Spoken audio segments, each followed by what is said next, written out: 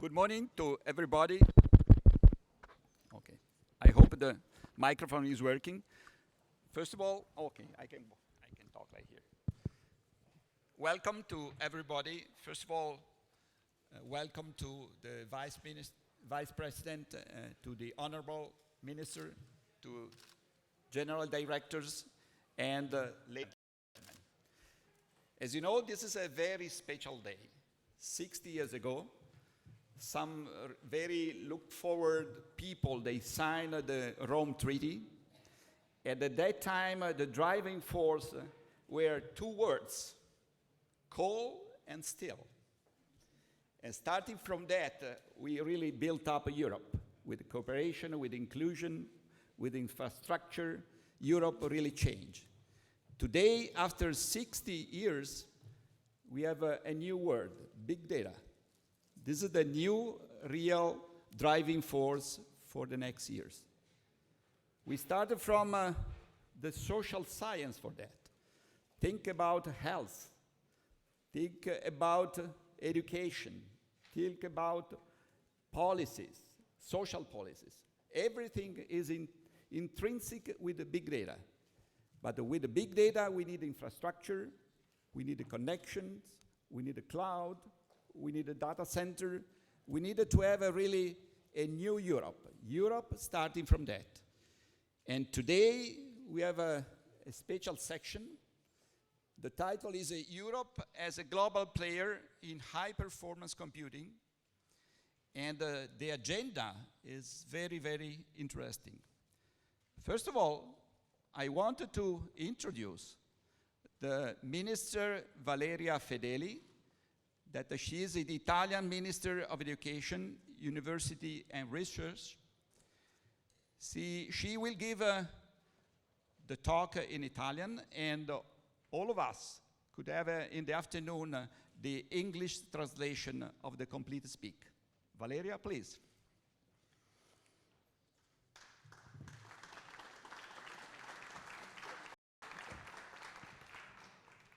Sì, funziona. Buongiorno, benvenuti e benvenute. 60 anni fa a Roma sono state gettate le basi dell'Europa, così come la conosciamo oggi.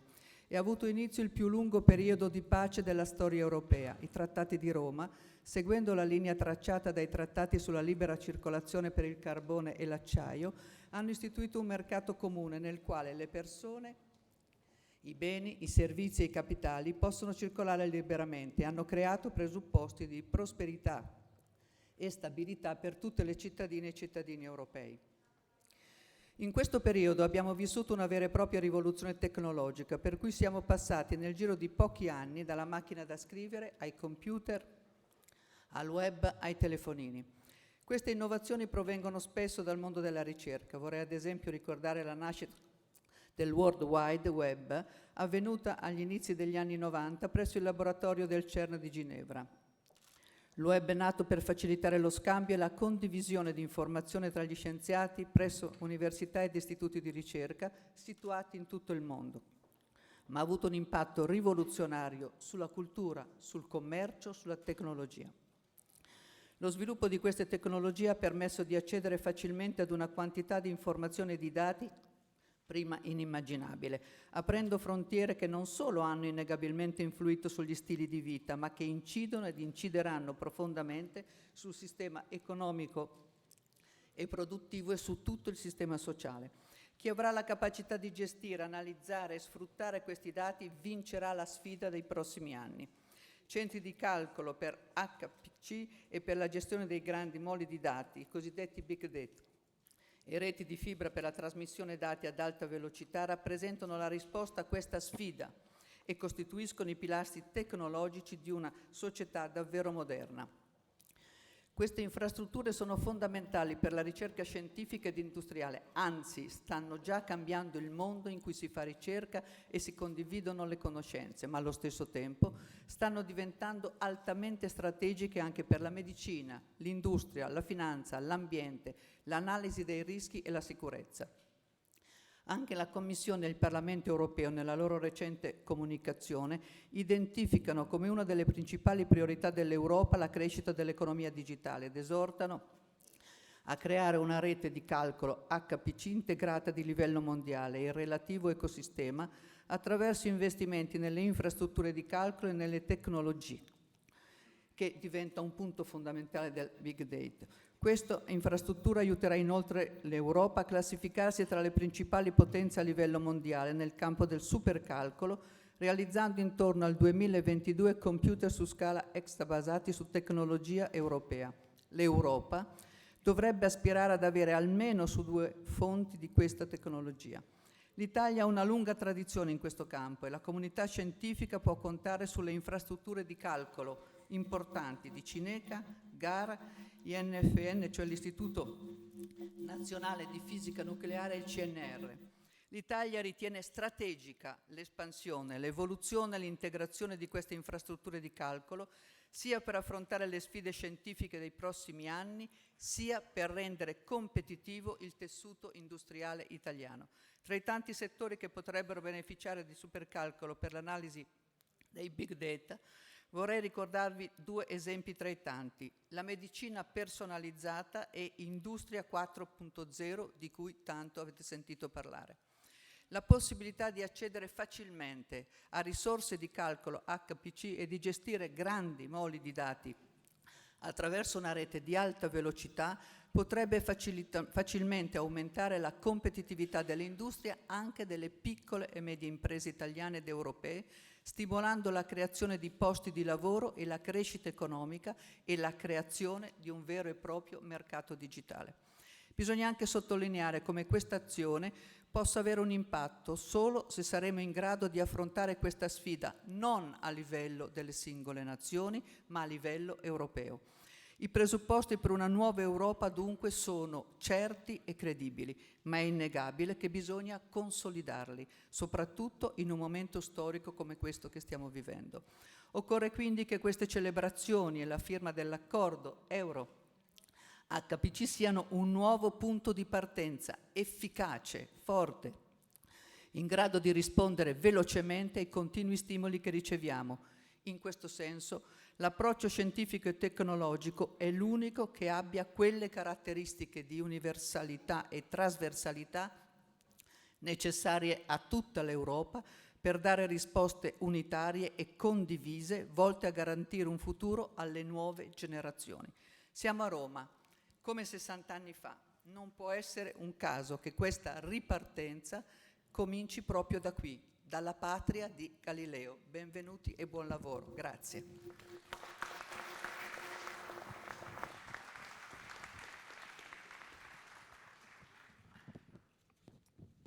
Thank you, Mr. Fedeli. The next speaker is the Vice President of EC, Andrus Ansip. Please.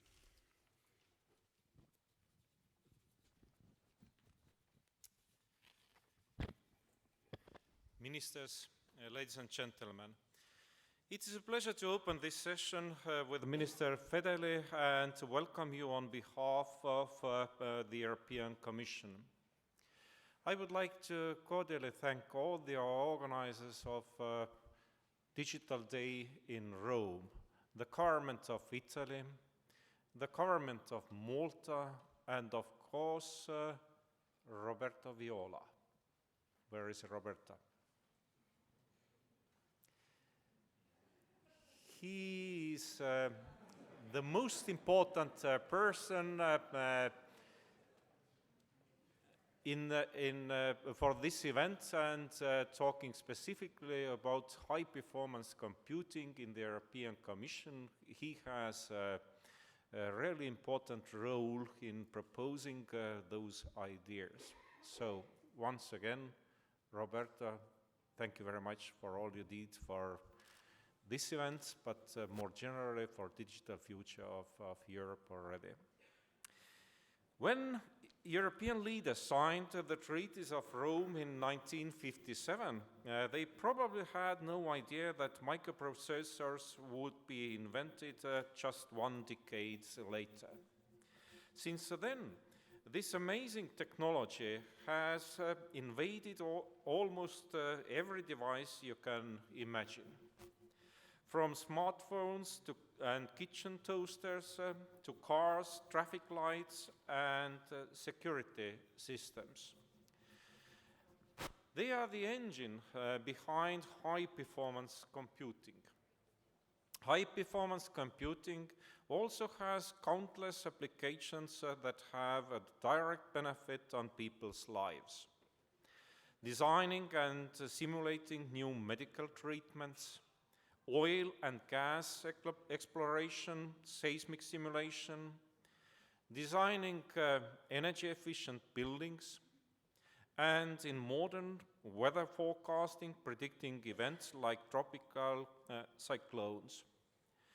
High-performance computing is also a strategic resource for the future of European industry as it turns increasingly digital. That means industry having access to adequate and available high-performance computing infrastructure. But not all EU countries are able to build and maintain this infrastructure. At present, the EU does not have any high-performance computing machine in the world's top 10. Not yet, anyway. This is why Europe now has to work together to reach the next level of computing capacity. Other countries are moving fast, and we cannot afford to lag behind. Europe's research community also depends on high-performance computing. Our aim is for every research center and project, every researcher to have access to high-quality supercomputing, storage, and data facilities across Europe. Meeting this challenge will require a lot of coordination, certainly when it comes to the investments needed. It will require governments to work together to develop the computing infrastructure that Europe needs for the science and research communities, industry, and public sector. We also need high-performance computing infrastructure to support the European Open Science Cloud. This will allow millions of our researchers to share and analyze data in a trusted environment across technologies, disciplines, and borders. If Europe is to stay ahead in the supercomputing race, it will depend on integrated world-class, high-performance computing capability. We have to make that happen. I hope that this morning's discussions will provide an important contribution towards fulfilling this ambition. Thank you.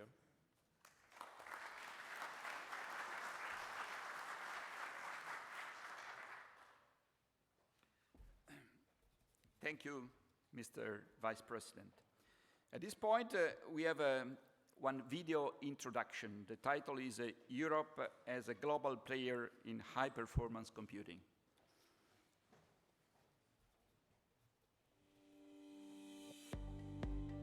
60 years ago, when the Treaty of Rome was signed, European countries came together to build a brighter future for Europe.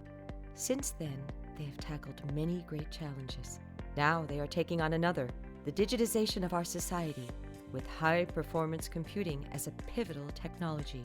Europe must confirm its leading position as an inspiring and innovative partner, in which high-performance computing will help drive the transformation to a digital society.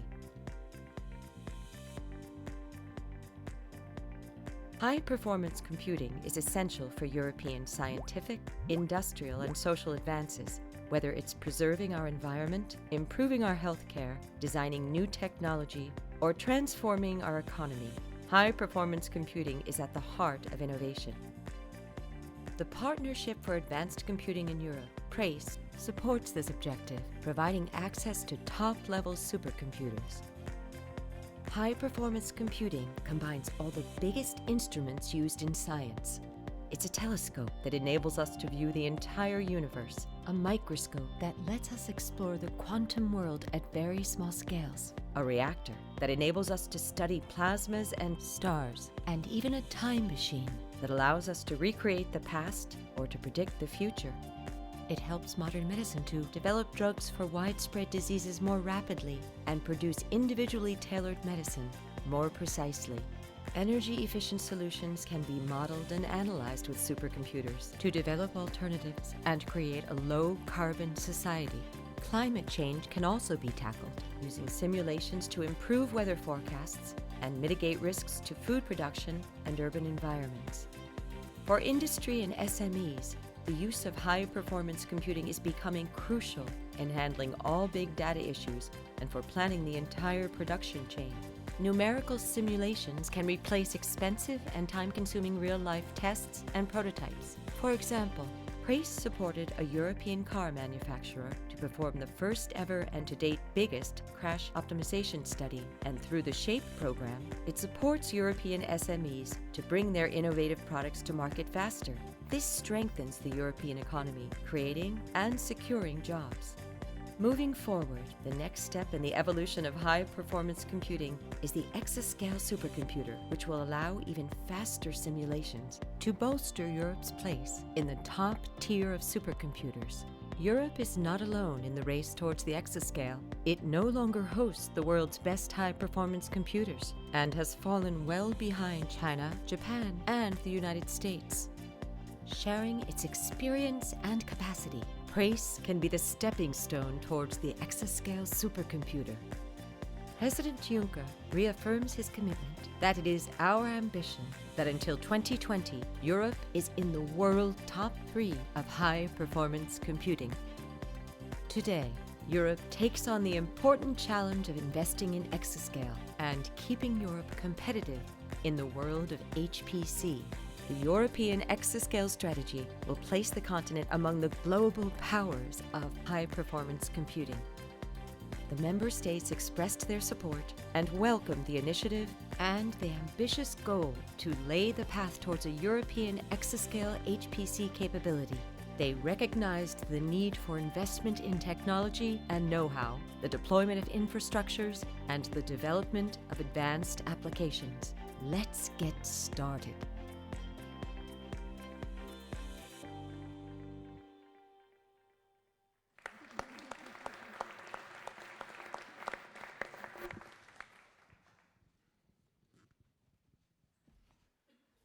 I think after the video, you understand better what it means for Europe and what it means for us, for all of us.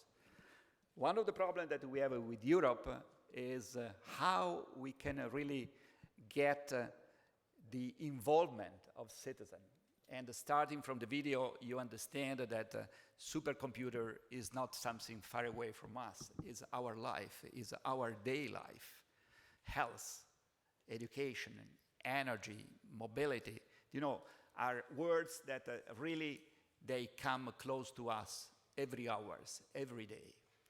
But unfortunately, you said, and you can see from what was shown to us, that Europe is not anymore in the top.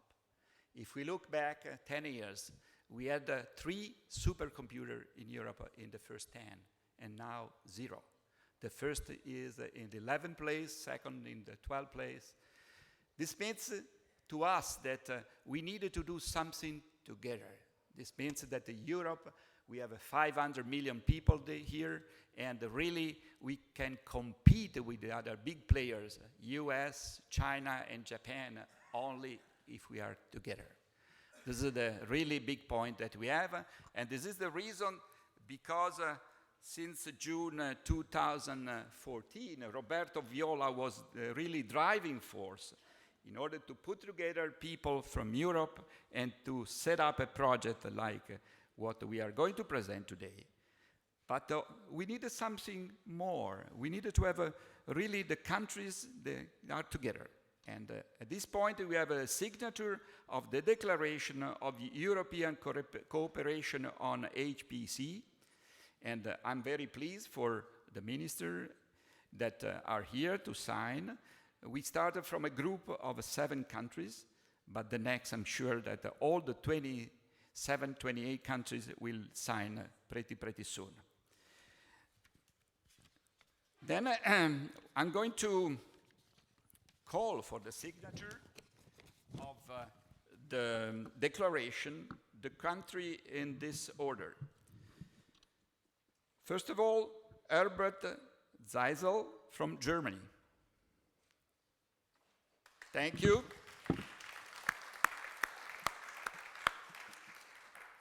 Second,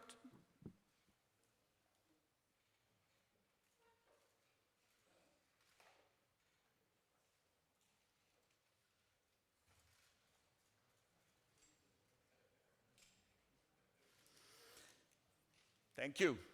Second, Manuel Ater from Portugal.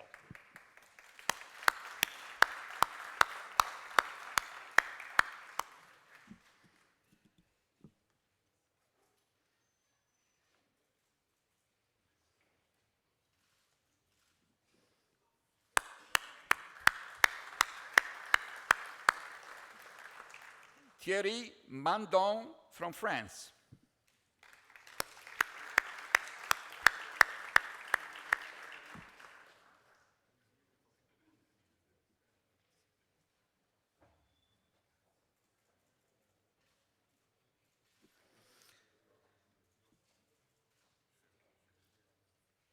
Carmen Vela from Spain.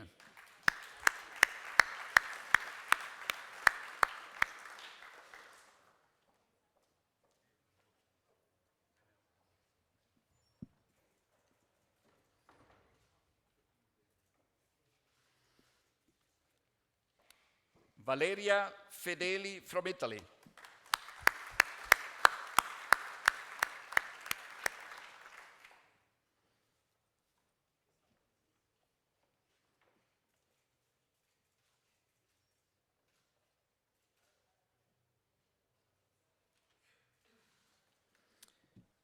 Etienne Schneider from Luxembourg.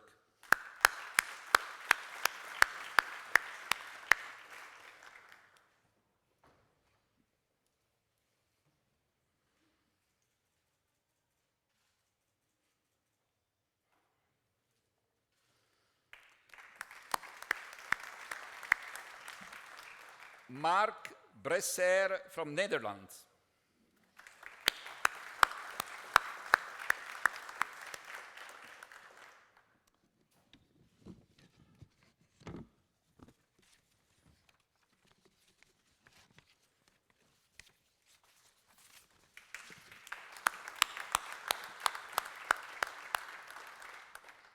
I think please go there for the official photo.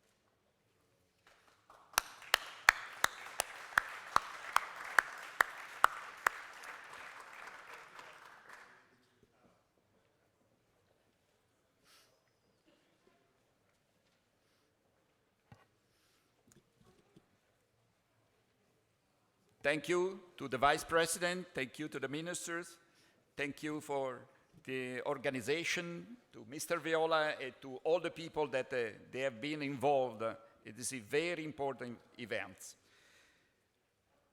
The next part of the morning will be organized by two panels.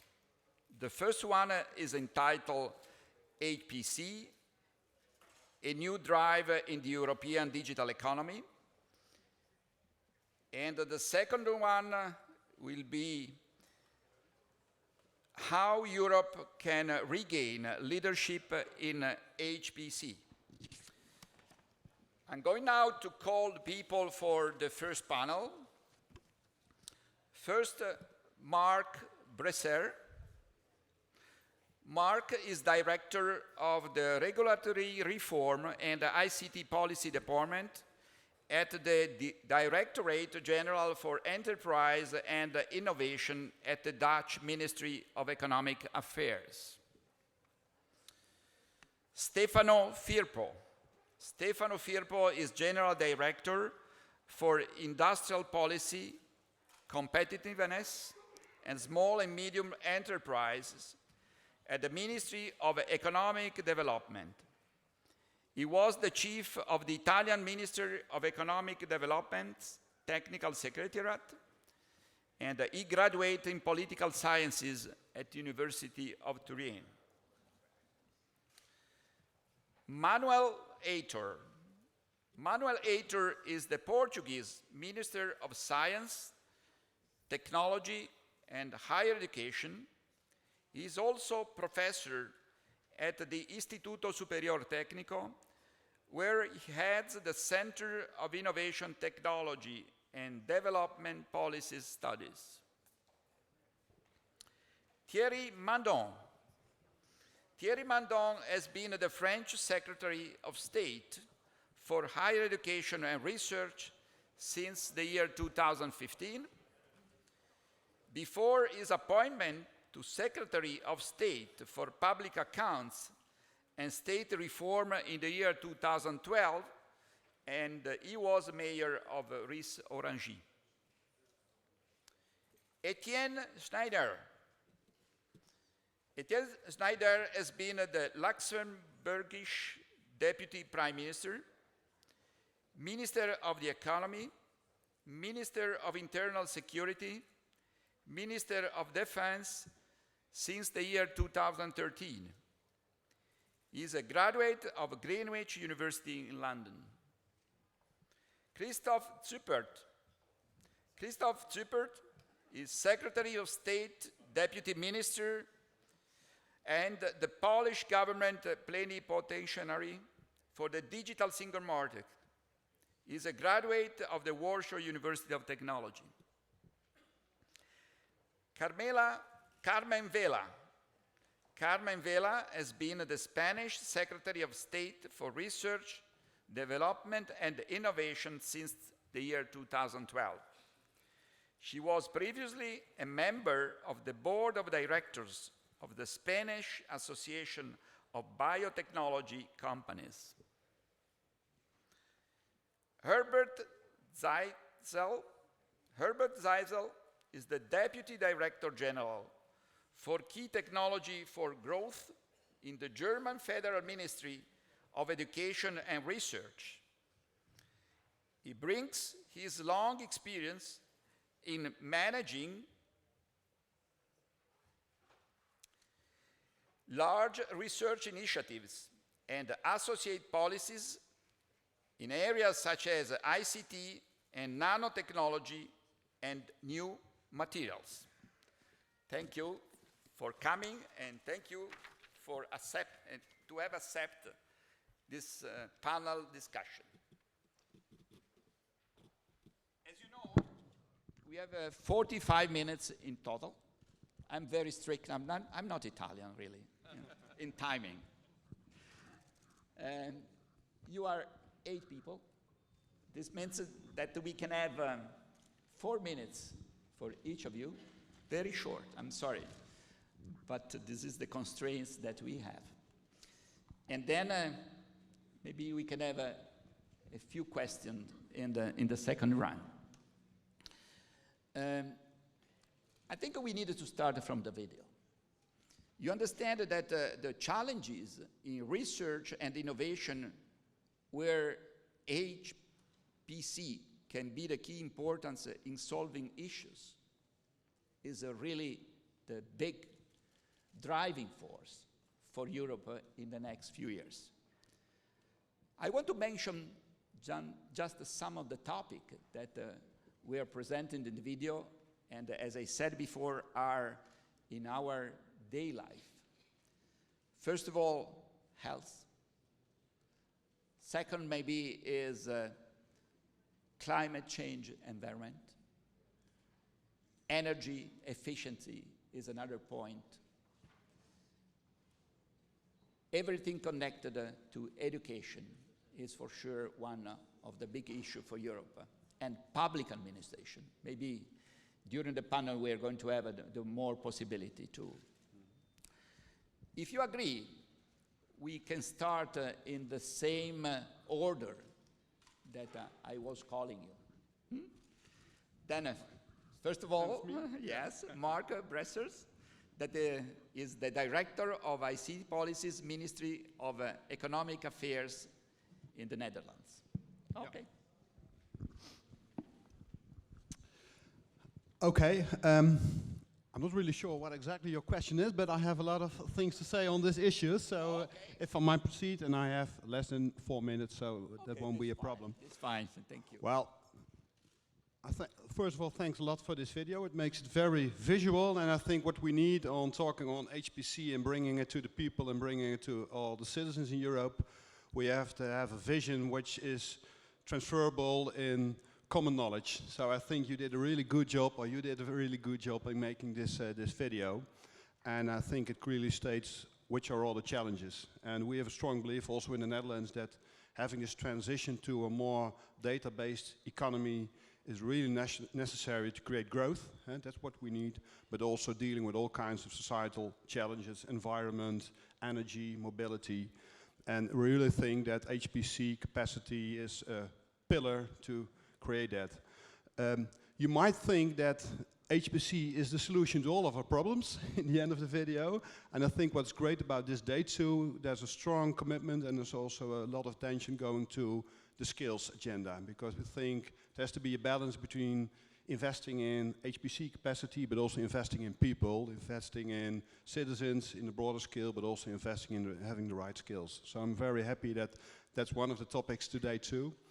And well, maybe later on, and that's one, then I'm ready, if I'm not already 4 minutes, is what we've been seeing, for instance, in the Netherlands, how important it is to really address to SMEs too.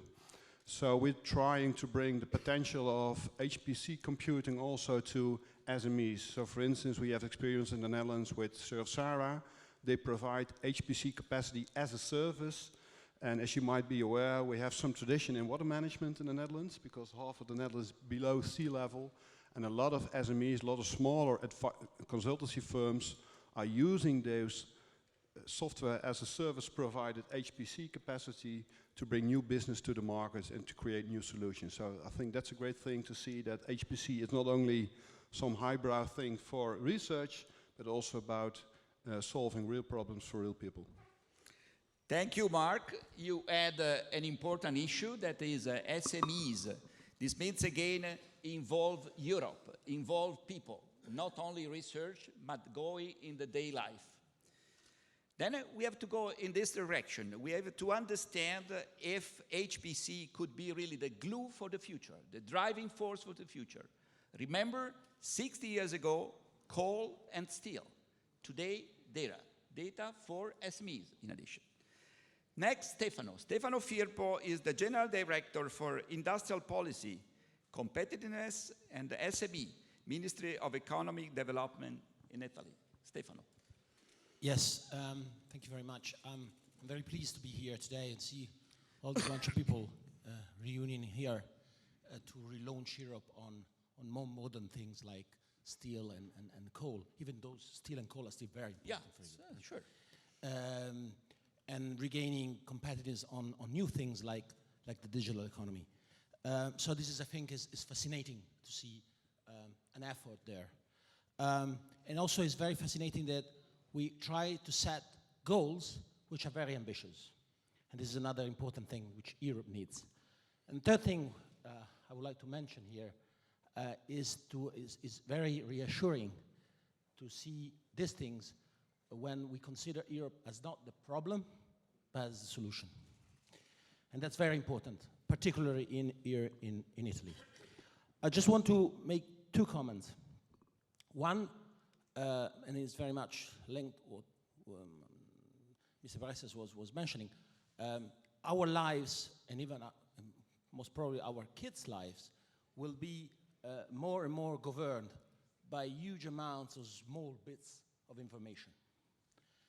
And we need to regain the control of these bits of information, because most of the quality of our lives, most of the quality of our industrial fabric, most of the quality of our services will be determined by the control of this data.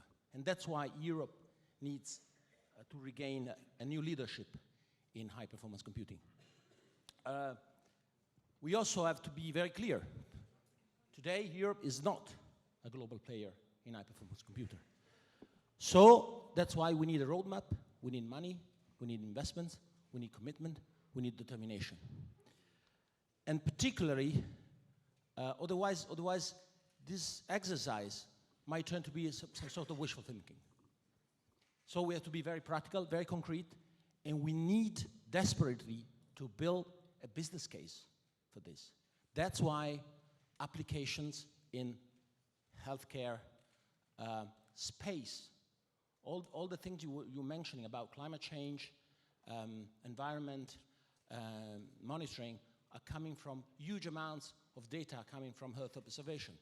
So space economy is another huge field of application.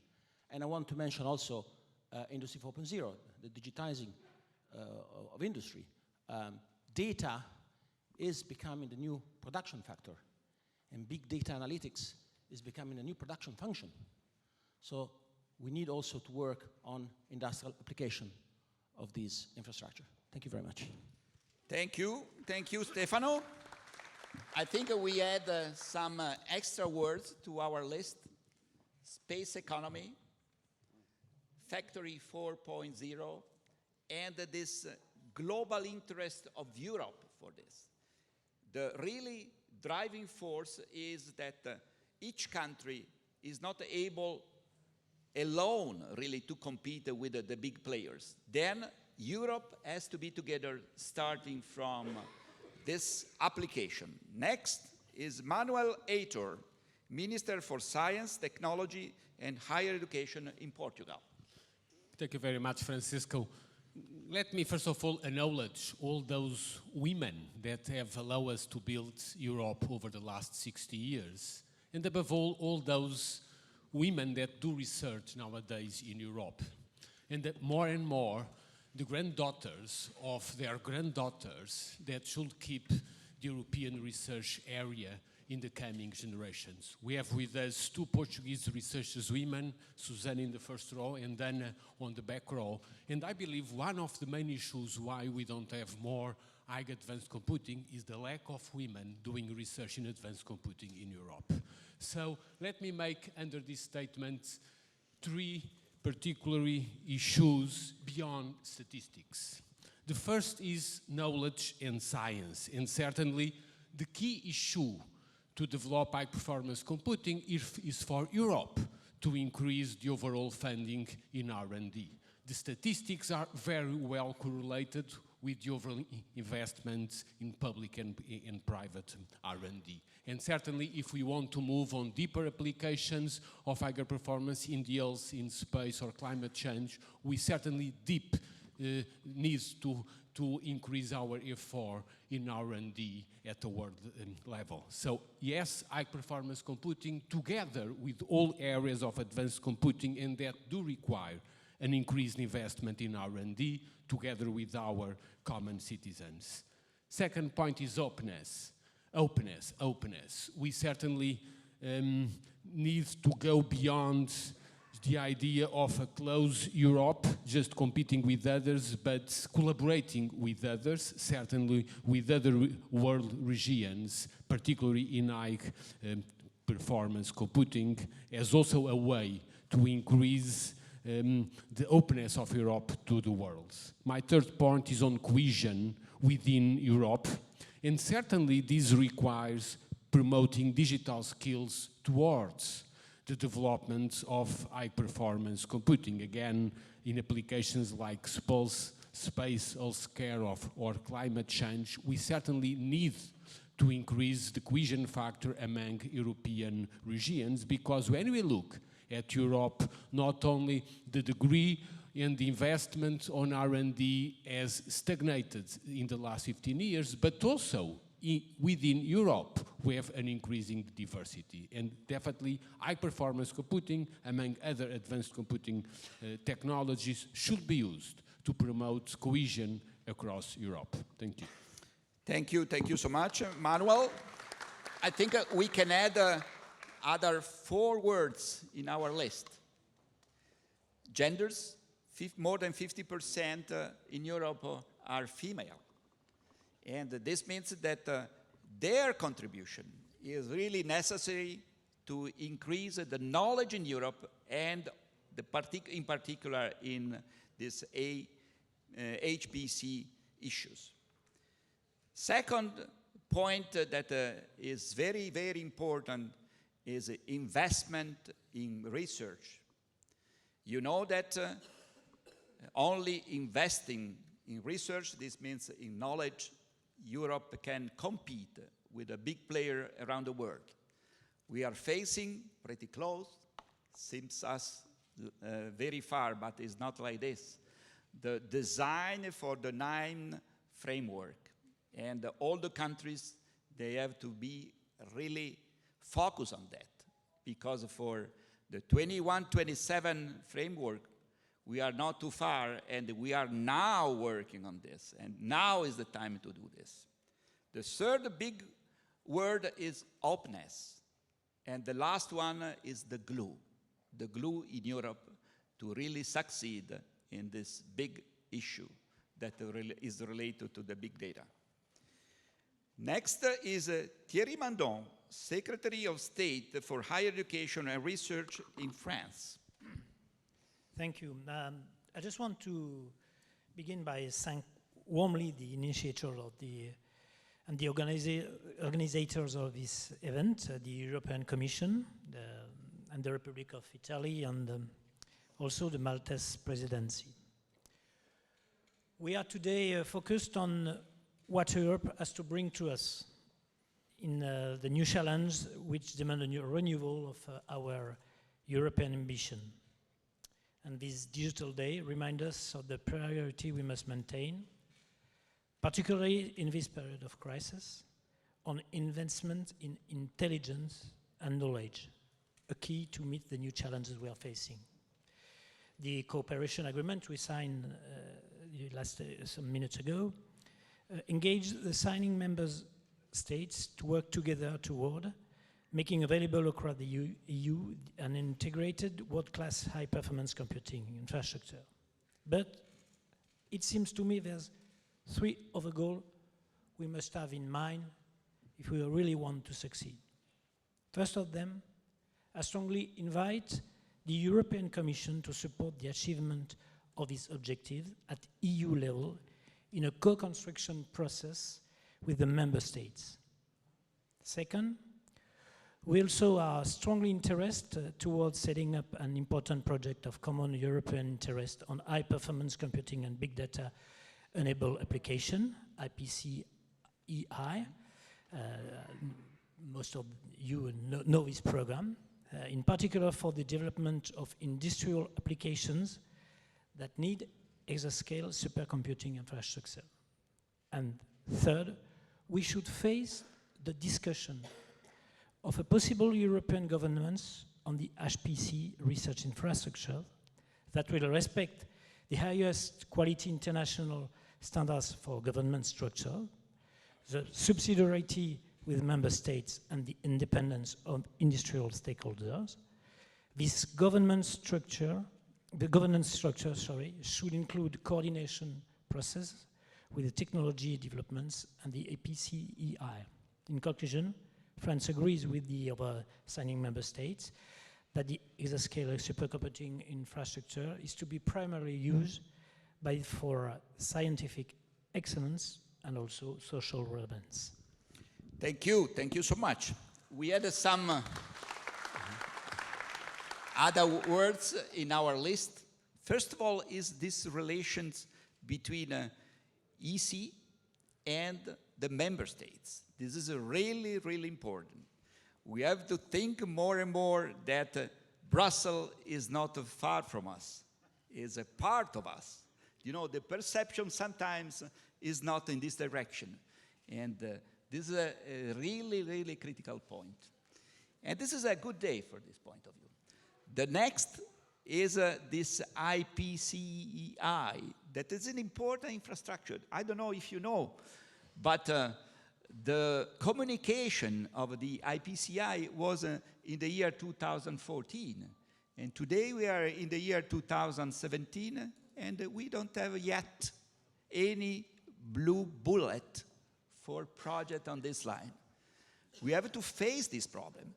You know, the time is running very fast, and sometimes Europe is too slow. I'm looking the minister, I'm looking the people here. We have to face this problem. We need to really be faster than we are. And the last point is related to this investment in technology for exascale computing. This means that we need really to put Europe at the same level of the big players that we have. The spread in the last 10 years is became wider. Spread between Europe and US, Japan, China. In the next 10 years, we need to reduce this spread. Then thank you so much. Thank you. The next is Etienne Schneider, Vice Minister, Minister for Economy, Luxembourg. Thank you so much. First of all, I would say that today, as we are celebrating the 16th anniversary of the Treaties of Rome, I think it is important that we are not looking backwards, but that we are preparing the future of this European Union, which is, I think, extremely important. And that's why I want to really thank Andrus for all of his initiatives into preparing the digital revolution in the European Union. Also, Günther Oettinger, who did quite a lot of work in order to make this HPC initiative happen. So I think that the European Commission is really going into the right direction, and we should follow and push them to go even faster, as you said. We need to move, and we need to become the leaders in the world concerning the digitalization of our economies. And, you know, everybody said it before, we will need this key enabling technology in order to make the Internet of Things happen, in order to make Industry 4.0 happen, in order to make personalized medicine happen, autonomous driving, space technologies, robotization, digitalization, 3D printing, and artificial intelligence. All this will dramatically change our lives. And so it will be something which we have to cope with, the challenges of this change of our lives. Because, you know, just to give you one or two examples, many analysts are saying that this revolution, this digitalization, will be the first industrial revolution which will destroy more jobs than it will create new ones. So we have to cope with this issue. Even though we want to go into that direction, anyway, we will not change it. We want to go into that direction. We have to cope with this challenge, with this problem. Another problem will be our elderly people. We should not forget about them. What are they going to do in this completely digitalized world? Because, you know, I know for my mother, she's already lost today. What will be in 5 or 10 years from now? So, you know, just to mention two of these challenges which we will have to face. But, you know, I'm looking around this table over here, and I see many countries which are really embracing the future, which are really willing to prepare the future. And I'm really hopeful, and I'm quite sure that we will be the leaders in the world in HPC infrastructure, exascale computing, etc., in the next 5 to 10 years. So thank you so much. Thank you for your initiative, and thank all of you for being here. Thank you. Thank you, Etienne. Thank you. We can add other 3 words: IoT, Internet of Things, precision medicine, and social issues. This is an important step. Then, because we are talking about people, person, then we need really to face the problem for people that maybe they are losing jobs. But do you know, if we think to the previous 3 industrial revolution, always during the revolution you suffer, and you can get the advantage only the next generation. But in the past, the revolution was long enough in terms of years that it was possible to amortize. But today is the life and the processes are so fast that we needed to face the problem and to put on the table and try to solve this. Next is Christoph Züppert, Secretary of State, Deputy Minister, and the Government Plenipotentiary for Digital Single Market, Poland. Just very shortly, few comments on, because most of the points we already touched, so I would maybe add something more. So HPC centers, we should look at them also from the wider perspective, in my opinion. So it is important part of the digital Europe for the future, digital single market. Because yesterday, for example, in Brussels, we've been talking a lot about big data, Industry 4.0. Today we are talking about automotive cars or connected cars, and HPC centers. So all of those areas, from my perspective, they are connected very much. So that's the reason we have decided on our government level to coordinate all this field between ministers on our government level, because it's going to be wider and wider. The second comment, the small and medium-sized businesses, which is extremely important for our country, because most of the companies, like almost 99%, they are from small, medium-sized businesses space. And also what we see that there is a lot of value and innovation created in this group of companies and also small institutions. Not only the big institutes or big science institutes are the right beneficial partner for all these aspects we are addressing today, but also the small and medium-sized companies. HPC centers also, in my perspective, they are also becoming to be a kind of a competence center, not only the high power computing center and the repository for storing a large amount of data, but really to build communities around them, especially for smaller companies which cannot afford in many areas the experts or that type of investments like in high power computing. So very shortly, there are my comments. Thank you. Thank you very much, Christoph. I think we can really add to our list two very interesting words. First of all is competence center. Then we think that the new center will be not only iron, as we call, but really are something more, something much more. That because around this center we have people, young people, brains, this means knowledge. And then we need to spread out this knowledge not only at the science research level, but also to the industry level and to the small and medium enterprise level. This is very important. The second word that is very interesting is this autonomous drive. You know, maybe in a few years we are going to face a completely different life.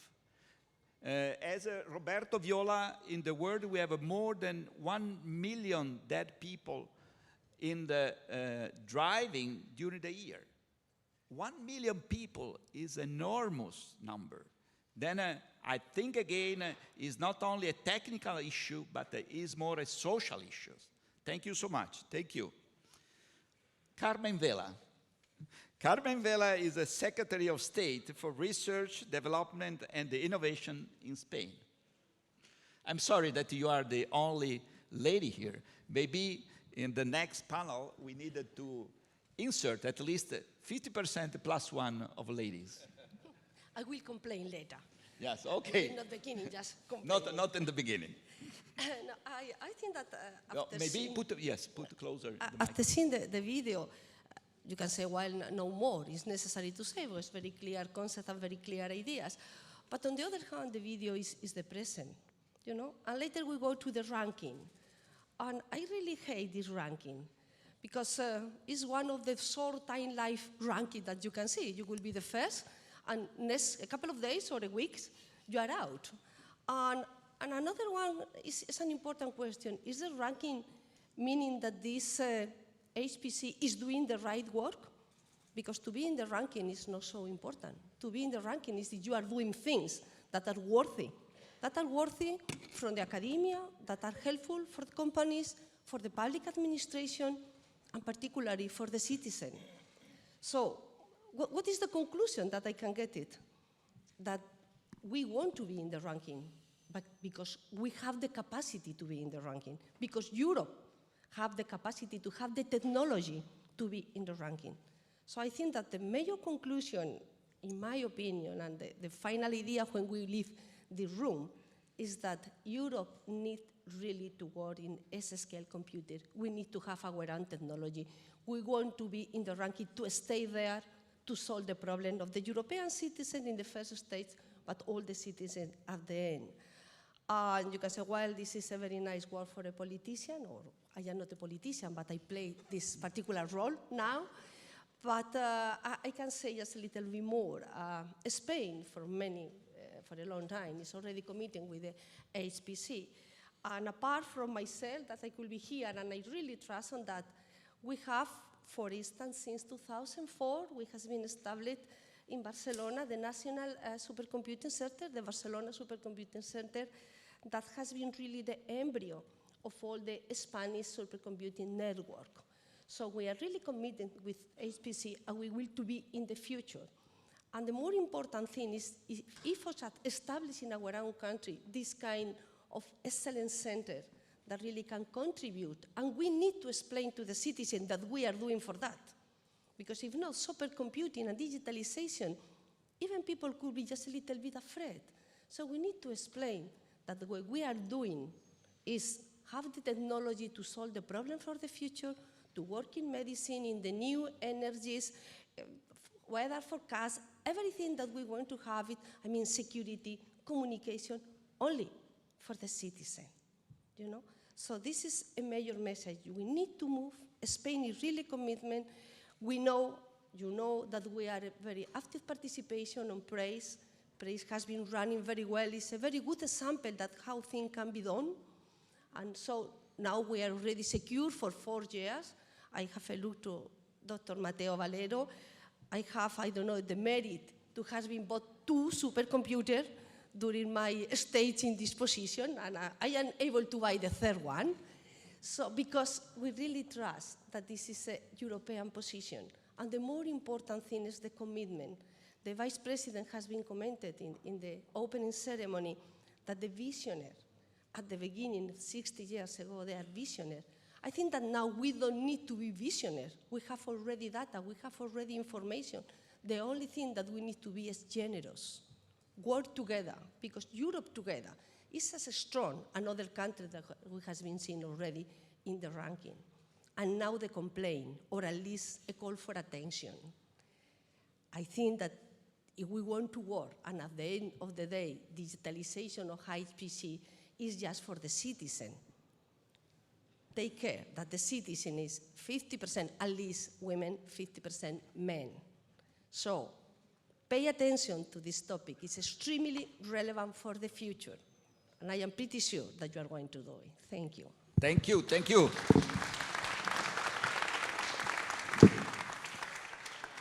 You confirm again my perception that female, they have this capability and this sensibility that sometimes the other gender has something less. I want to add 2 words. First of all, generosity. This is the important word.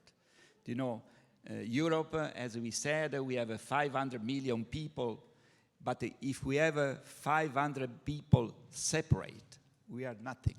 Only if we are generous, if we are able just to be together, this is really is the driving force for Europe in the next years. And the second point that you really focus on is related to the, I can say, center of citizen. Sometimes we don't understand that this is the really point for Europe.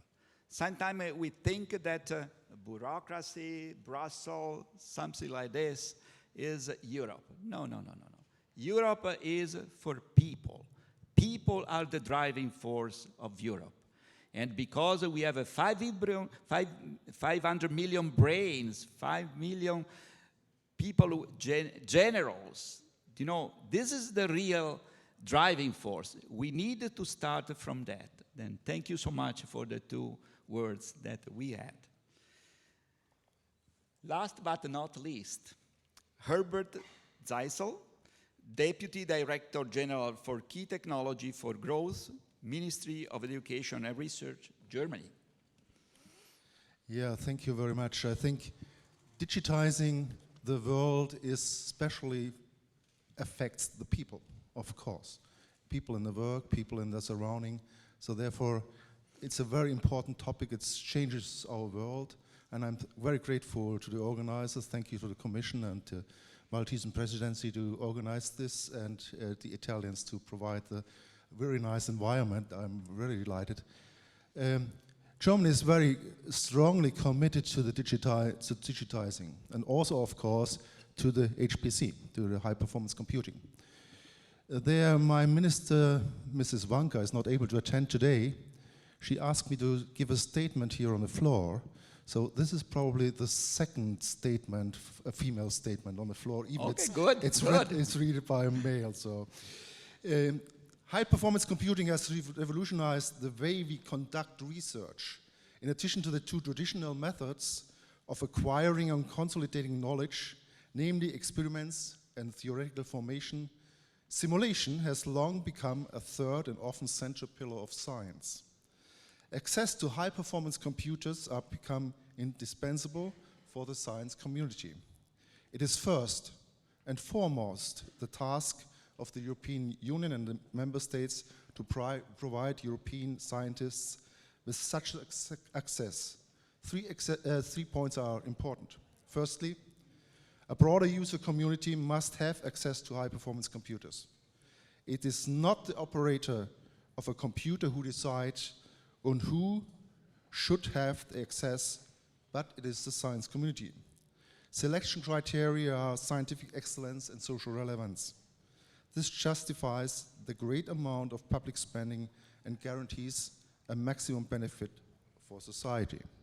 Secondly, it is not only about the users, but also about the manufacturers of hardware and software. And I think software should also be mentioned here. I come to that later on. Germany supports the initiative of the Commission and some member states to attain more digital sovereignty in the area of design and manufacturing of high-performance computer. Thirdly, we do not only want to provide science, but also industry with access to high-performance computing. It's important to develop models for participation and transparent access criteria, as well as selection procedures. That's why we're discussing this afternoon the governance issues. In Germany, we have some good examples we would like to share with you in the discussions. Germany is willing to develop a plan for all three areas and to formulate the corresponding common objectives, also when it comes to the possibility of an exascale system in Europe. From a Germany perspective, it is important to distinguish between two aspects: the use of high-performance computers and the development of software and hardware. It's our aim to achieve digital sovereignty in the area of software, and in particular of simulation software. It is one thing to build the fastest computer, but it's quite another to develop software that makes it possible to actually use the full computing capacity. And allow me to add in a personal point. We always talk about the best computers in the world. We are not talking how they are used. That's a different topic. And there we not so bad as some people believe. Performance increases in high-performance computing are therefore achieved primarily by means of intelligent, adapted, and specific software environments. Software developments and modeling, simulation, and scalability of technology-independent software standards are therefore the key elements and pillars of the overall system. Furthermore, we focus on supporting services and the networking of data, users, and systems. The challenges of novel system architectures and hardware have to be equally considered. All these core elements are interrelated and can only be considered as a comprehensive package. Such a holistic HPC ecosystem to strengthen the digital sovereignty of Germany, the member states, and European in the long term. This way, our ambition goal of establishing Europe as one of the top 3 global market leaders in high-performance computing in 2020 become attainable. In pursuing this approach, we will manage to provide in Europe competitive technology that is mature for application and able to compete with the best worldwide. Co-development in the world market and alternative technology of quantum and metamorphic computing must not be neglected in this process. Today's signing of the HP's declaration is the first important step towards a common strategy for high-performance computing for the future of Europe. Germany will continue to work towards this goal and promote the availability of high-performance computer of science in future to the best our ability. Professor Dr. Johanna Wanke, Federal Ministry of Education and Research, signed on the 22nd of March this year. Thank you very much. Thank you so much. Then we can add 2 final words that seems to me very interesting that they are going to complete. First of all, simulation. You mentioned simulation software. You said from the science point of view, we have in addition to theory, the practical experiment, also simulation. And simulation will be more and more important for the future of Europe and for the future of citizens. This is the point. The second point that really I appreciate that is the long vision related to quantum computing. You know, we are almost at the end of a long life of the technology that we are working with. And the new flagship on quantum computing is the real next generation. Then we are looking to have something in the next few years, but we are looking more in order to establish a new leadership of Europe for the really next years. Then thank you so much. You did a quite good, or very good, in terms of timing. And now, the next step is, we add some words. We understood that there is a very strong interest from all the countries. But what is the perception from the citizen related to the issues that we discussed today? We had a poll in the last few days, and I think we can have the results of this poll.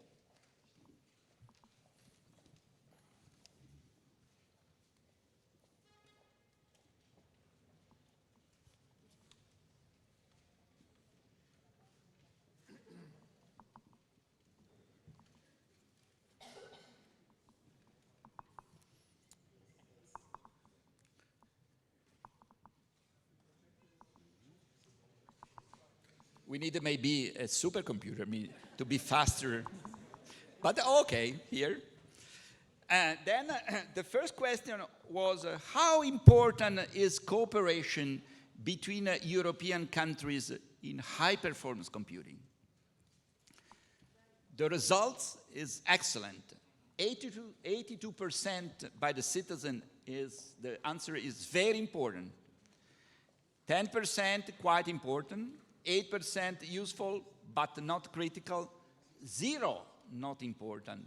0, I don't know. Then it seems to us that the citizens are very, very keen related to this issue. Thank you very much. Next.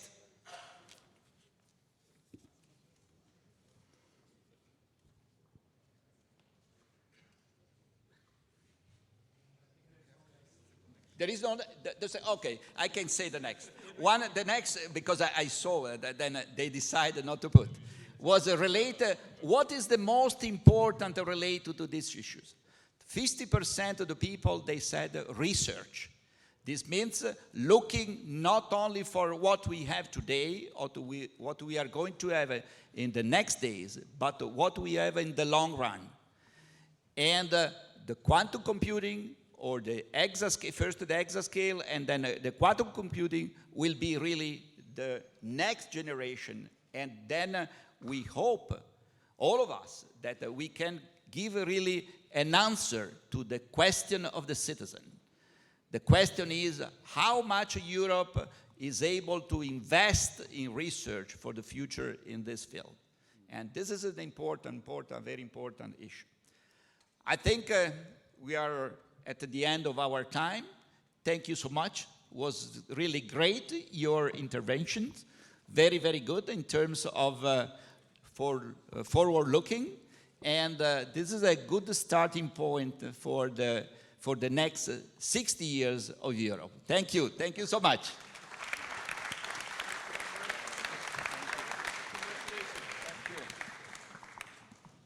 Thank you, Mr. Minister. It's a pleasure. Hope to see you soon in Luxembourg. I'm coming to Luxembourg, yes. I'm ciao, ciao. Thank you. Thank you.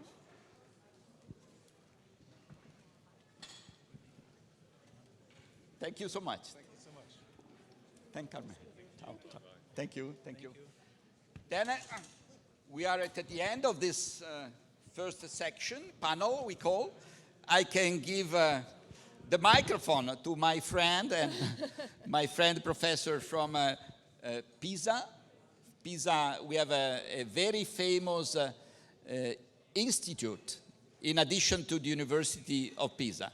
And she was also the minister after me in the year 2013. Then it's very good. The next panel is how Europe can regain a leadership in HPC. Thank you so much. Thank you very much, Professor Profumo, and good morning to everybody. My name is Maria Chiara Carrozza.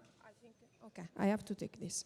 And I am a member of the Italian Parliament, Chamber of Deputy, and I am professor of robotics in Pisa. It's my pleasure to introduce you to the next panel and to the distinguished speakers that we have for discussing about research and application industrial development of HPC. So, the title of this panel is to meet the requirements for placing Europe as a world leader in HPC. So we have 3 pillars in Europe. One is scientific excellence, the second is social innovation, and the third is industrial leadership. I think that we are here for putting together these 3 pillars, and this session is very much focused on how we can achieve these results in high-performance computing. So I would like to introduce to you the speakers. First of all, Dr. Xavier Pras-Monet. Thank you very much. And he is Director General of the European Commission Health and Food Safety Unit, DG Santé. Since 2015, he holds a degree from the College of Europe, where he served as assistant professor. So good morning, Xavier. And the second speaker is Professor Wolfgang Markart. Please come here. And Professor Dr. Engineer Wolfgang Markart took up office as chairman of the board of directors of Forschungszentrum Jülich on 1st July 2014. Previously, he was director of the Center for Computational Engineering Science at Aachen University. So, good morning. And the third speaker is Susanna Sargento.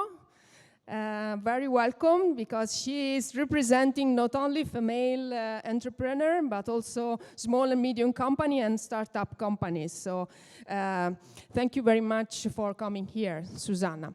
The next speaker is Thomas Schultles. Good morning, Thomas. Professor Thomas Schultles is director of the Swiss National Supercomputing Center since 2008. He is also full professor of computational physics at ETH Zurich. Then Dr. Roberto Siagri. Roberto Siagri is the chairman of the board and CEO of Eurotech company. He managed the growth of Eurotech from a startup founded in 1992 to a company listed in the stocks exchange. So he's here to explain how he achieved such good results. Then Matteo Valero. Matteo Valero has been the founder and director of the Barcelona Supercomputing Center since 2004.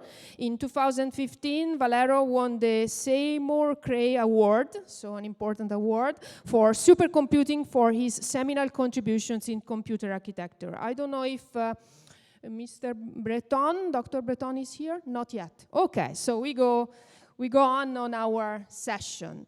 So, we are here to demonstrate how we can put in place this HPC network. And I first give the floor to Dr. Xavier Prat-Monet.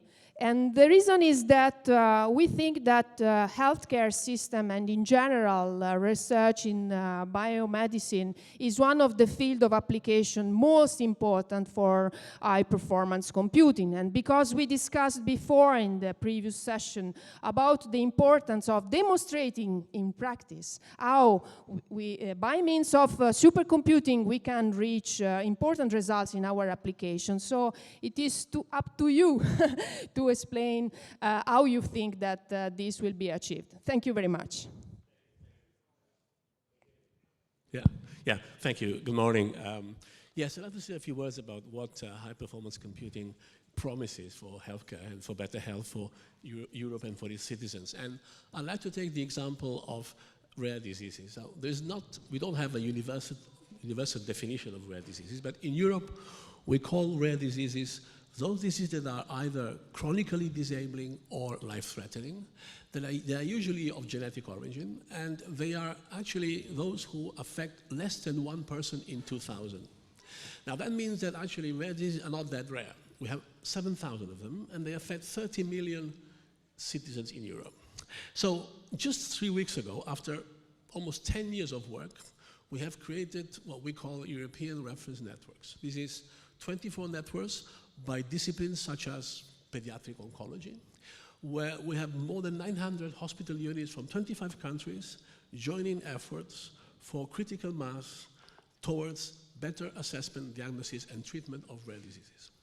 Now, this is the first ever example of voluntary but structured cooperation between the EU countries on healthcare, and it is an unprecedented example of interdisciplinary work across hospitals, countries, disciplines in Europe. That is wonderful, and they can do lots of things, but the real way in which these networks will have a systemic impact is if you can really exploit the potential of, through computing capacity, of cooperation between institutions and entities. For example, for stronger capacity to diagnosis. The diagnosis of a rare disease takes 5 years on average. We can certainly shorten that. Molecular diagnosis, an indispensable element for oncology and genetic indices. So this can be done only if we have a far stronger cooperation between countries. Let me just say one word about what we need to do more for that to happen. Certainly investment, but one thing is of critical importance: to break this fragmentation, to break the barriers that still exist between administrations, between bureaucracies, between national healthcare systems, to allow for that cooperation to have really systemic impact and critical mass. Thank you very much for this introduction. So this means that we think, and we have also to do something for outreaching citizens across Europe in order to understand how this kind of infrastructure is important for achieving this kind of results in terms of diagnosis and therapies and precision medicine. So it's important that we are involved in such kind of research, that we do our best in order to explain, in order to convince people that is fundamental. And good morning and welcome to Thierry Breton. He is Chairman and CEO of the Atos Group since 2009. He is a former finance minister of France, so important minister to my experience. And he was the chairman and chief executive officer of France Telecom. He has been a professor at Harvard Business School, is that correct? So you are the next speaker to explain to us your position on high-performance computing and how companies and industrial leadership can be achieved by means of this initiative. Thank you very much, and sorry for my short delay. I think we have some taxi problems, but I know. Just on time. I just would like to add that I'm also the chairman of the National Research and Technology Academy in France, which means that we control in this organization, or let's say we monitor all academies, universities, and of course research centers in France, including private and public. And of course, that's why I really wanted to be here this morning, because this initiative is extremely, extremely important for Europe. And I want to give my testimony on this, not only speaking for Atos, where, as you know, we are, I believe, the only, or one of the only European, purely European company building very, very large HPCs. And this is absolutely critical, we know, for all universities, academy, research centers, but also governments and, of course, companies. And we see that it's absolutely key also for the sovereignty of Europe. And that's why I strongly applaud the initiative of the Commission. But I can tell you also as an industrialist that it requires a lot of technology, a lot of know-how. We are building in my company HPCs for more than 30 years. You cannot start from that. You cannot start from scratch. That's my key message. But we are lucky enough to have industrialists in Europe who know how to do it. So of course, we will favor the initiative of the Commission, but we know also that the Commission has not the skills to be able to monitor and to decide what will be good or bad, because it requires a lot of expertise. Please don't believe that I'm saying this because I don't trust the Commission. I'm a strong supporter of the Commission, but I'm a scientist myself also, and I know what it requires. This is why I strongly ask the Commission to get the help of our research and technology organization, like for example, Fraunhofer Institute in Germany, or French CEA in France. They have a lot of expertise, and they will be able to help the Commission while defining the program and finding how to finance, because we need a lot of finance. My other message is, of course, that we should not be naive. We know what is happening now in the world. Unfortunately, protectionism is at stake, which is very bad news. But we know also that in US, the US government is financing a lot this initiative. We know that this is something in China. We know that it's something in Japan. So finally, we do it in Europe, and that's why I really wanted to tell you that I'm very happy that the Commission decided to move in this direction. Thank you very much, Professor Breton. And I agree with you, because I am also a scientist and politician. I've been involved in government, so I think that it's important to strengthen the link between research centers and politics. And the relationship between science and politics is fundamental now that we have to face such kind of challenges in medicine, climate change, in energy production, and in different issues. And citizens are asking us to solve the problem of society. So this is the question for Professor Markart. He is leading an important supercomputing center. So what is the role of the supercomputing center in this framework? Thank you very much.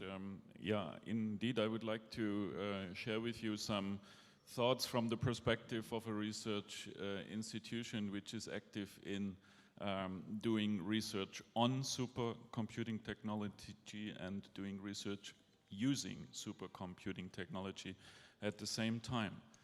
Cutting-edge science and commercial exploitation of supercomputing is only possible if European R&D excels equally in all relevant areas of supercomputing. The global race towards exascale, towards the establishment of exascale computing in Europe will not be decided just by the machine showing the highest peak performance. Rather, those research activities will succeed and excel on a global scale, which aim at a complete supercomputing ecosystem with tightly interlinked capabilities spanning from basic technologies, chips, processors, to HPC-enabled products and services in a synergistic manner.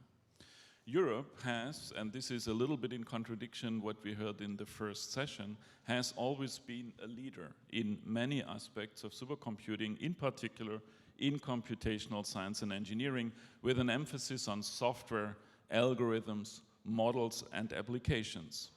R&D efforts in Europe always have been attempting to bridge the gap between methods and solution orientation in collaboration with relevant scientific communities, including biomedicine, brain research, fundamental physics, astrophysics, earth sciences, material sciences, economics and finance, or engineering. A major enabler in this success story, and we have heard about this before, is the PRAISE partnership, indeed, with a significant commitment of its hosting members, not only regarding continuing investment in supercomputing facilities, but also in their strong support of user groups from different scientific disciplines. An excellence-driven peer review system, as well as simulation and data laboratories for user support, comprise constitutive elements of the excellent reputation of supercomputing in Europe. Many examples of groundbreaking scientific results, some of them have been sketched in the video we saw, facilitated by supercomputing, can be quoted. However, and this is what I would like to emphasize, we see a different quality emerging. Namely the development and dissemination of information infrastructures specific to a certain problem and field, enabled by frontier supercomputing, hosting, diverse simulation, and data management and analytics capabilities. A prominent example is the Human Brain Project, which provides an infrastructure platform to accelerate and facilitate scientific discovery in decoding the function of the human brain and fostering the translation of the basic understanding into clinical as well as technological applications. The strong supercomputing community in Europe also faces a weak spot in the suite of technologies an ecosystem in HPC is built of, namely the development and commercialization of domestic computer chips, processor technologies, and computer systems. There is a belief that we can catch up, that we can build in an ambitious pan-European research effort a known technology line. Indeed, there is a fair chance, I think, in particular if such an effort would join forces with European technology providers also active in the mass markets, which are driven by autonomous mobility in Industry 4.0. Furthermore, emerging disruptive basic technologies such as low-temperature CMOS, optical interlinks, MEMS resistors, neuromorphic chips, or even quantum processors will offer new opportunities for industrial development. The roadmap towards a European ecosystem, however, should not be dependent only on the development of domestic technology. A world-class European HPC ecosystem has to be built in the spirit of open innovation on the world's best supercomputing technology. A dedicated balance, I think, has to be developed between capacity and capability building in order to establish really the best ecosystem possible. Last but not least, why is it so important in Europe to take up the challenge and enter the demanding competition in this field? It's widely agreed that scientific progress as well as commercial growth will increasingly rely on top-level HPC-enabled methods and tools, services and products. Digitalization of science itself, of commercial services and products of the health system will at least draw or even be driven by HPC-empowered simulation and data analytics. These enabling key technologies will accelerate scientific discovery and will also significantly contribute to value creation in the European community. In 2015, 2 years ago, a DOE-funded study estimated $515 in revenue and $43 in profit per invested dollar in HPC technology in a meticulous study analyzing a couple of hundred projects in the US.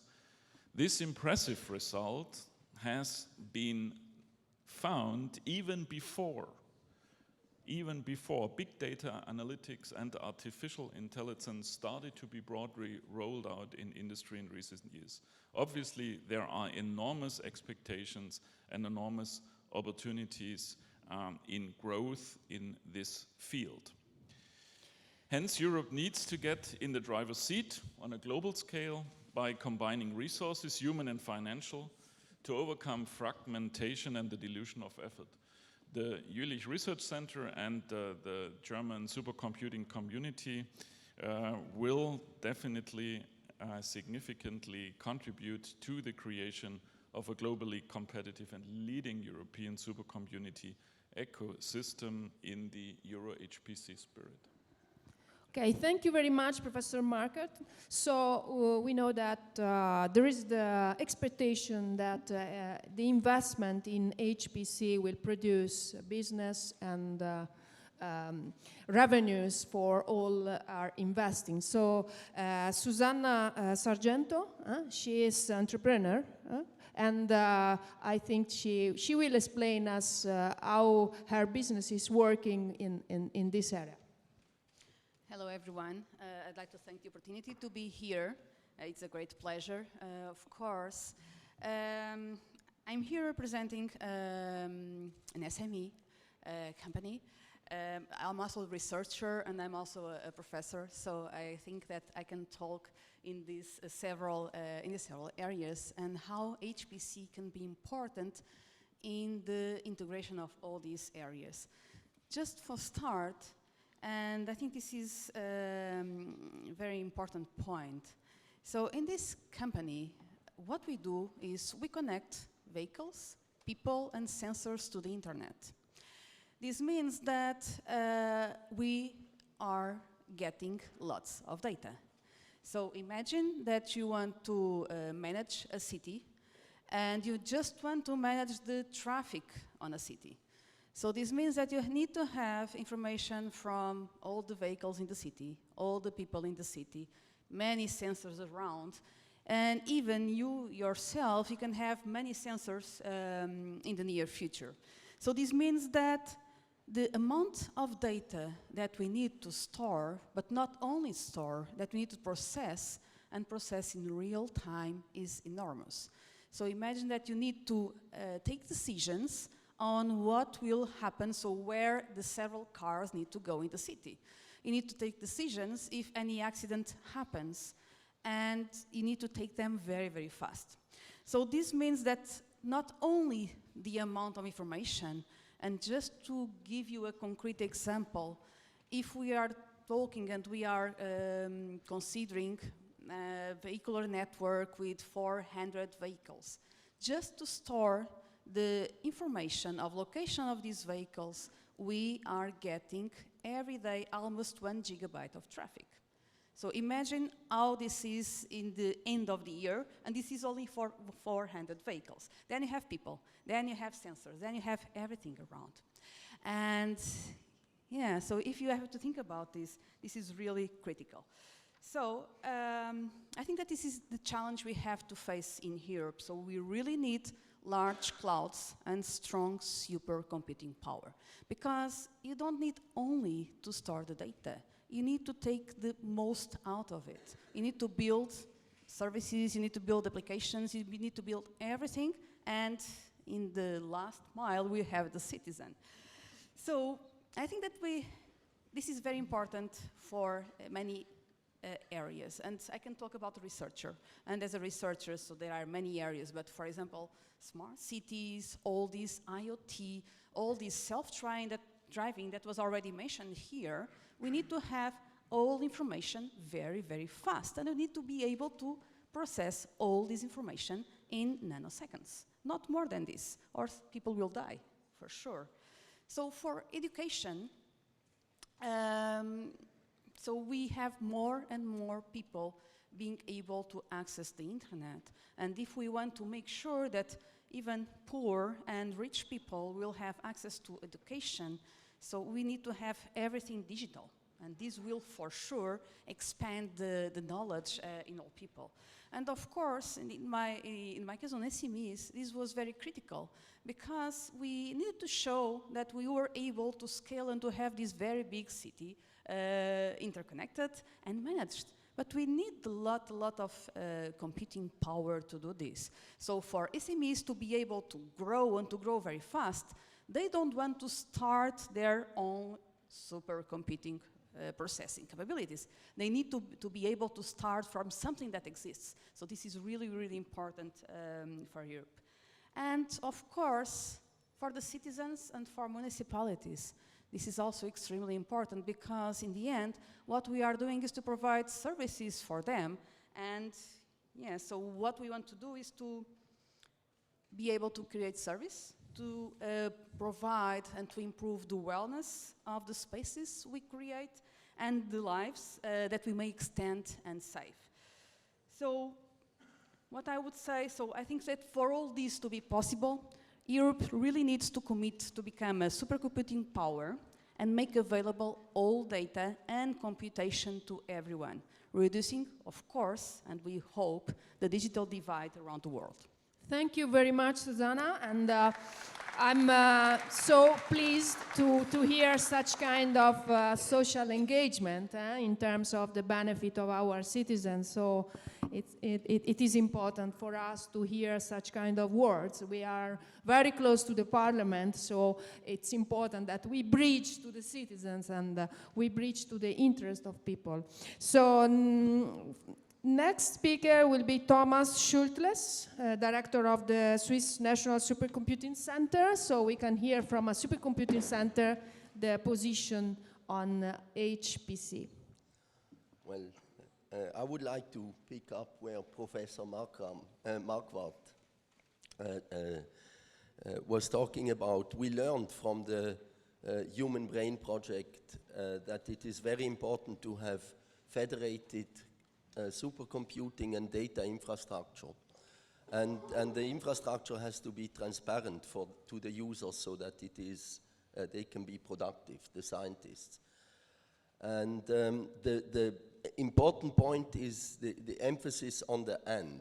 I think one of the blunders in the past is that we have thought about these to be two different things, but compute and data belong together for science to be productive, for scientists to be productive. And when we go about building this, we have to be very pragmatic and unbureaucratic because it's a complex problem that we are trying to solve. And it is also important that we build on our strengths, and the Human Brain Project and computational neuroscience brain research is one of examples. I think there are other examples. You mentioned climate a number of times in the session before. With ECMWF, the European Center for Mid-Range Weather Forecasting, and a number of excellent research efforts around Europe, it is quite clear that Europe is today in the lead, globally in the lead, in climate modeling and mid-range weather forecasting.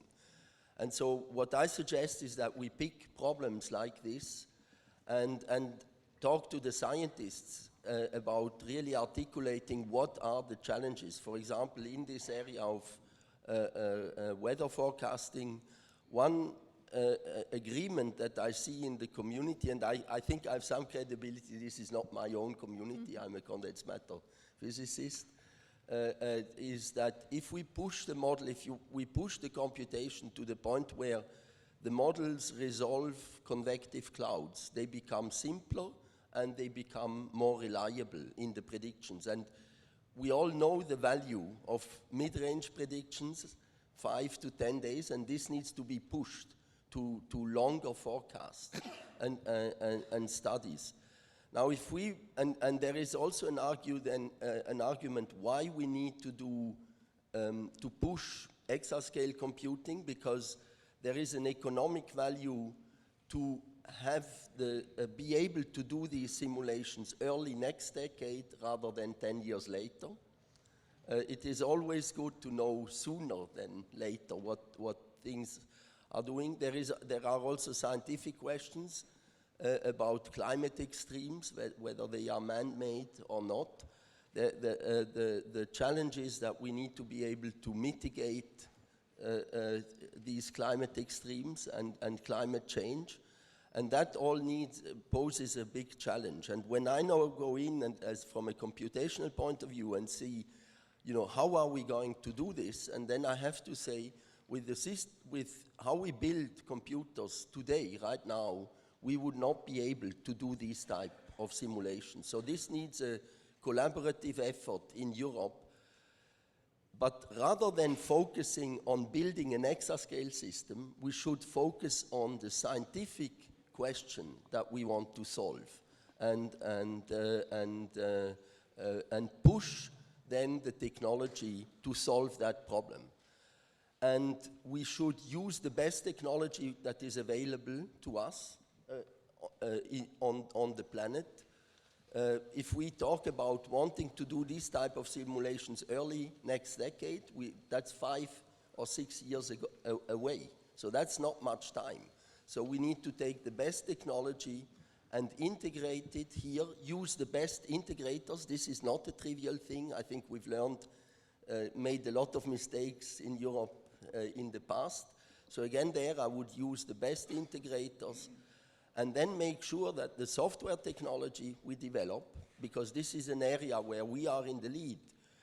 We have also demonstrated, as a side note, in our center at CSCS, that by having being on top of the software technology, we can be much faster than the Americans or the Japanese or the Chinese in adopting, in a very aggressive way, new technologies to leap forward. And I propose we do the same here. And then I think if we go through this, we will see that we maintain our leadership on the scientific side, and we will notice that we will have developed a lot of European IP and know-how that will then allow us to push to the next frontier. Thank you very much. This is a sort of visionary statement on how we have to integrate our effort and to answer to scientific questions. So we go back to Roberto Siagri, who is a representative of a very successful company, so we can listen at his position on that issue. Thank you. I just want to put in perspective this, why we are talking about HPC today. Returning back more or less 20 years ago, the landscape of high-performance computer was totally different, and there was more European leadership on that because the commoditization of computers was not there. And here in Italy, we have INFN that has the APE project that was, at that time, a very powerful machine, the total European design, processor European, technology European. Then what's happened from 2000 to 2005, the consumer industry started to accelerate on the floating point. And we forgot as Europeans to keep that leadership. We say, why we do not buy from others? Why we have to design these things here in Europe? And we start to buy from other countries. And we start, yes, to focus on software. We still have a leadership there, but we have lost completely the leadership on the hardware. And for some years, no one figured out where is this problem, because we were living in a linear world. Things were not so accelerating. Computational power was just for scientists, and scientists stay in their room. Industry, they do not know what to do with this kind of computer. The cost was very high. And suddenly, in other 5 years, we are 2010, 2012, 2015, and we discover that we have to regain a leadership. We depend totally from other technology. As Europe, we do not have the capability now to build a supercomputer as alone if we are not in agreement with the US, or if, after the Brexit, if we are not in agreement with Japan.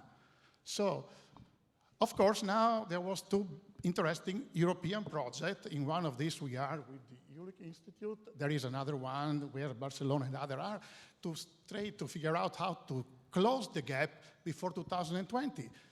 But well, if we can close the gap with the connectivity, because in the Germany, there is a lot of investment for the connectivity, for the processor, we were count on ARM in the UK.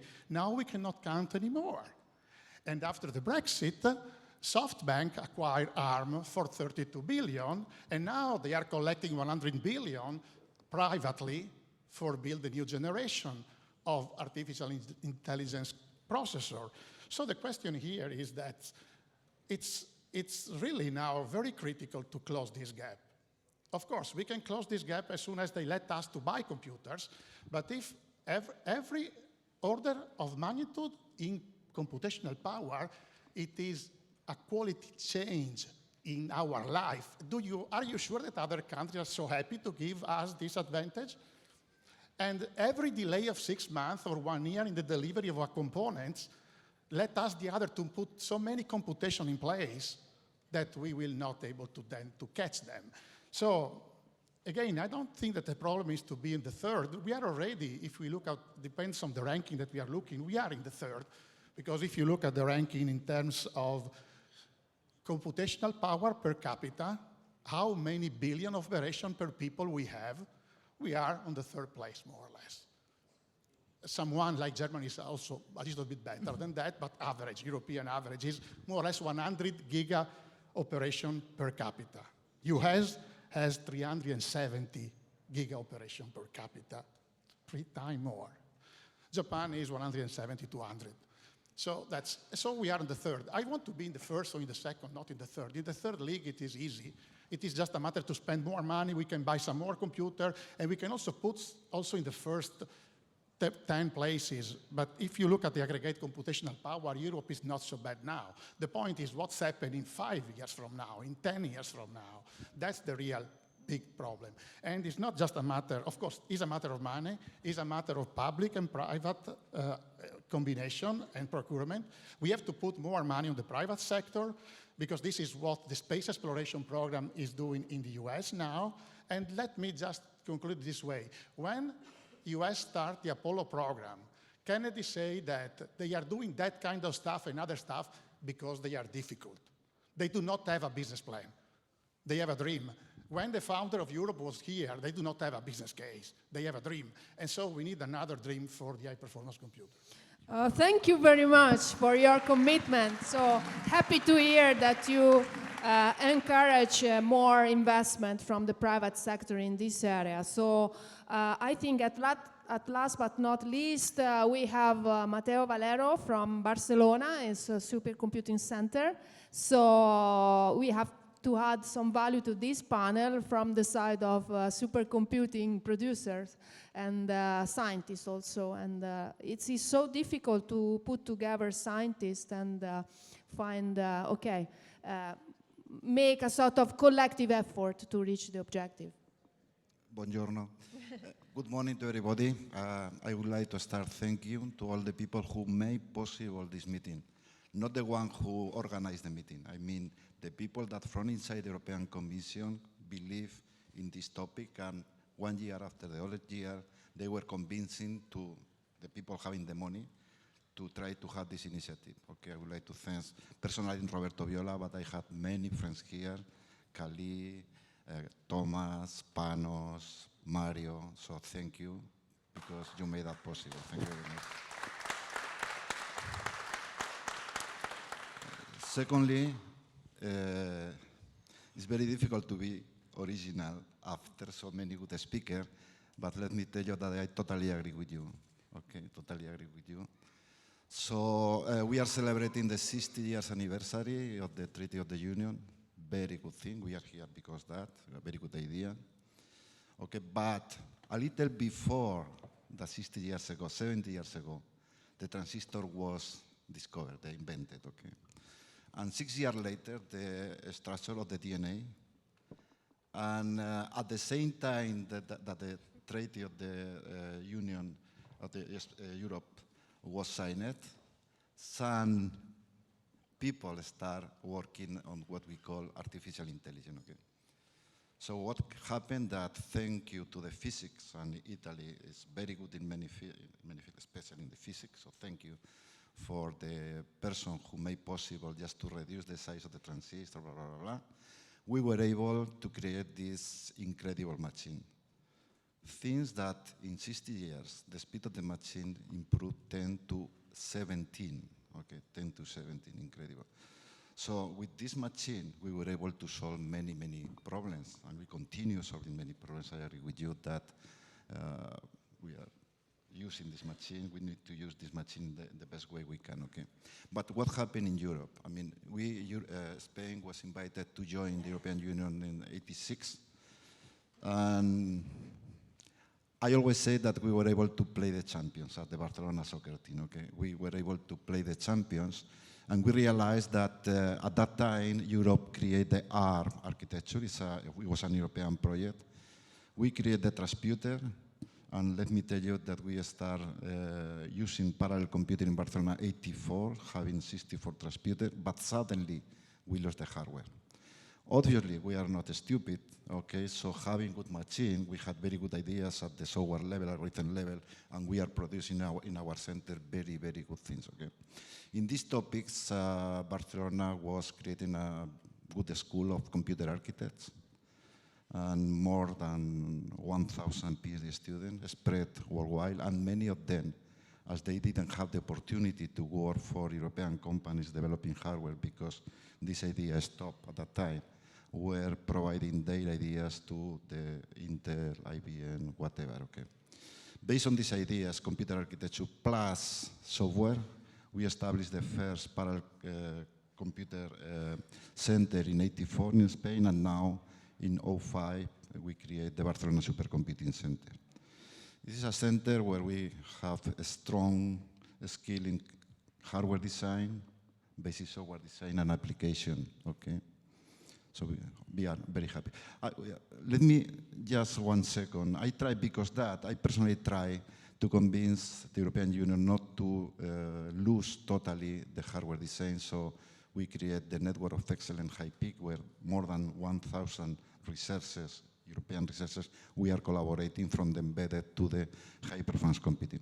What happened that the supercomputing center in Europe, we are very good in application, basic software. Don't forget that the Linux is the operating system for all the supercomputer. Don't forget that we are collaborating not just in algorithm application, but in programming models, OpenMP, tools. But we miss the hardware, okay? We miss the hardware. Should we make an effort to the hardware development? I was defending that during my last 20 years, okay? If we don't produce our hardware, we will not have security. Some people can put Trojans into the processor. You can do anything you like at the algorithm level. They will take your information. And also, we need to protect our companies. Look at what happened, that the DNA was discovered, but we don't have enough technology to use this information, okay? And now we have plenty of information. We have machines that produce plenty of data, not just for the sequencer, but for the images from the mobile. So we are changing the kind of medicine we are going to have, okay? We have autonomous car. It's a blend between artificial intelligence and high-performance computer. The artificial intelligence field was frozen until they got good high-performance computer. We cannot miss this race, because if we don't develop hardware, we will be always in a second division. Okay, we need to develop an ecosystem from the IoT to the personal, to the supercomputer, allowing us, for example, to save our very good car companies. Now you know that most important part probably for the cars is not the engine, is the hardware, is the high-performance computing you have, is the artificial intelligence algorithms you have, okay? We need to use all these tools for the precision medicine, for many, many other things. So, I mean, I am a defender of that. I am sorry. I think we can do that without forgetting the people from outside. We like to be independent, but not alone, in collaboration with somebody else. I think we can develop our own general purpose processor and also accelerator. Let me tell you, Barcelona is very interested in developing accelerator for artificial intelligence for personalized medicine using the RISC-V, an open architecture as the Linux is at the software level. And also we would like to collaborate in any initiative for a general purpose computer. Okay, so I am finalizing. So I coined this initiative. I mean, we need to recognize people that did the Airbus. When I started defending that, I called the Airbus of the supercomputing 20 years ago. The Galileo was not at that time ready, and probably we should rename now as the Roma supercomputing. Thank you. Thank you very much for your statement, and I think we have only a couple of minutes to conclude. And because he represents politics, science, and entrepreneurship, I asked to Professor Breton to comment on the responsibility that we are taking here about using HPC for putting together European state members in a joint effort for our industrial leadership. So do you think that we will be able to convince politicians and citizens that it is worth to be together in this European research area for the benefit of everybody? That's a very important question. I'm not sure I'll be able to answer clearly, except that, of course, we all know that what we are working for is extremely important for science, for technology, for research in many, many fields, but also it is important for cybersecurity. And we should all know and accept and acknowledge that supercomputers are important to protect our continent. So the answer to your question is that for the first time, I believe we are all strong supporters of Europe here today to celebrate the 60th anniversary. For the first time, we see in all our countries the request, a strong request from our citizens for more global and common security and defense. And we all understand that only Europe will be able to provide it to all of us, European citizens. So the answer to your question is that I believe that if states, member states and government understand that what we are doing, and I keep repeating this also to my German friends, we are also using supercomputing now in defense. Don't be ashamed. This is the world where we are now. In Germany, they have just started a defense brigade, cyber defense brigade. In France also, in all countries.